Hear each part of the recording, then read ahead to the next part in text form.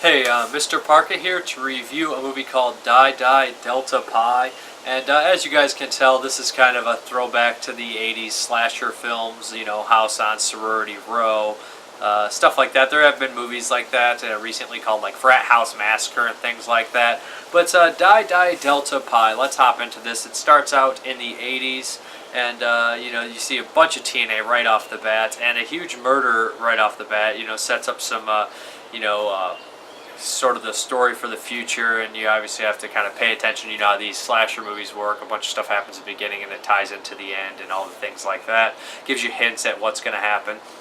But, you know, I thought it was kind of weird that a lot of the stuff was cool 80s, you know, visuals and stuff like that, stuff on the wall, but some of the dialogue they were using, did they use grody back in the 80s? I don't know. I wouldn't know, really. I just know a lot of these things keep popping back up, you know, from yesteryear and people's dialogue nowadays, but grody and things like that, it didn't seem like the people were using proper dialogue, but then again, what do I know? Do I look like a, you know, a girl born in raised in the 1980s. I was born in '86, but you know I didn't live through that period, so I did, but not necessarily during that time where I'd be using stupid phrases like that.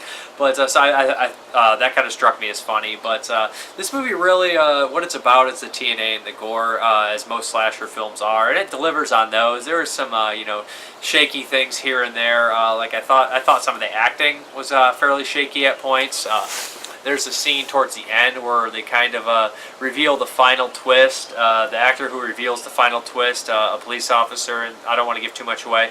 It's just, it comes off really painful, maybe because the twist is kind of silly, the way it was done, or maybe it's just the actor's delivery. It just, that scene was kind of painful as well. And there definitely has to be some supernatural element going on, because people should be aging after 27 years. That's all I'm going to say about that as well.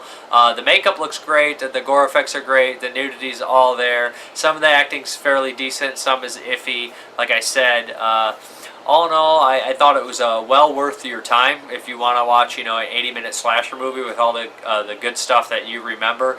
But there is some problems, you know, some weird stuff in the script as well. Every film has its problems, and for this movie, it's very forgivable. The characters are, you know, the typical type of characters in the film. The kill count's through the roof. I enjoyed a lot of the kills, like I said. Enjoyed the nudity, and didn't enjoy some of the stereotypical characters. Were kind of cheap and annoying. A couple of the deaths, you know, I thought the cyanide death was really a foreshadow. There's a lot of obvious foreshadowing that's going to happen in this movie that you just know is instantly going to happen right when you see the scene. Oh, those pills the drug addict's going to get, not drug addict, I shouldn't say, but drug user is going to get those shoved down his mouth. Just the cheap irony of it all. But Die Die Delta Pi will make you happy if you want it. If it's what you're looking for, you know, like I said, there's a lot worse slasher movies that have come out that really don't deliver on the two essentials. Like I said, though, you don't always have to deliver on the essentials and be actually entertaining. Rabid Love proved that. It didn't have much nudity or gore, and it was still a solid slasher film. This one has the nudity, has the gore, doesn't have like the strong points in acting, I would say. There has some cool locations on the beach and things like that. But I would say check it out. I'll put the trailer at the end. You guys should be able to tell if you like this kind of thing. It's definitely a love letter to the 80s. Like, I seen shout outs to like Sleepaway Camp in there, House on Sorority Row, stuff like that. Like boiling pot of water. Definitely a big shout out to Sleepaway Camp. There's some other ones I saw in there too. You do, if you're familiar with slasher films and you like the homage or the love letters to them, you should enjoy yourself. Like I said, it's not overly long, it's not drawn out. There's usually something going on screen at all times, so this sounds like it's something for you. Check it out. I'll probably buy the DVD for sure when it comes out. But I'm Mrparka. Thank you. Have a good one. Chill out, everyone. There are more pop jams coming your way. For those of you with spring break fever, the Circle's Bar and Grill is having happy hour all night. Discounted prices for those lucky sorority girls. You know who you are. Now back to the jams.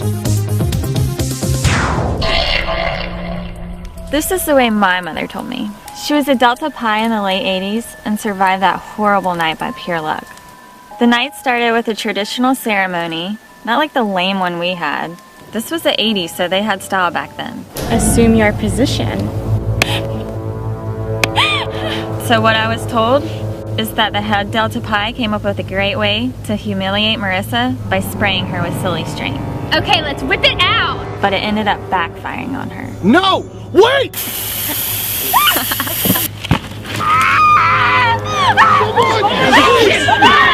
I'm gonna get help! Marissa's accidental death isn't what closed Delta Pi. It's what happened after the incident. Where's everyone? The police found over a dozen Delta Kappas and Delta Pi's dead. That's why the house was closed down. They were afraid someone was stalking the Delta Pi sorority. We're all lambs left for the slaughter. But they never found the killer. And they never found one body. They never should have opened it. Welcome everyone to the grand reopening of the Delta Pi house. Yeah, so that's how the threesome works. Oh. So we're gonna do it. There's a tradition at Delta Pi, and I want to make sure that we keep that tradition alive. What is it? Nice. Oh, whatever. Now that's how you do it. This is a very rewarding and exciting time in our lives.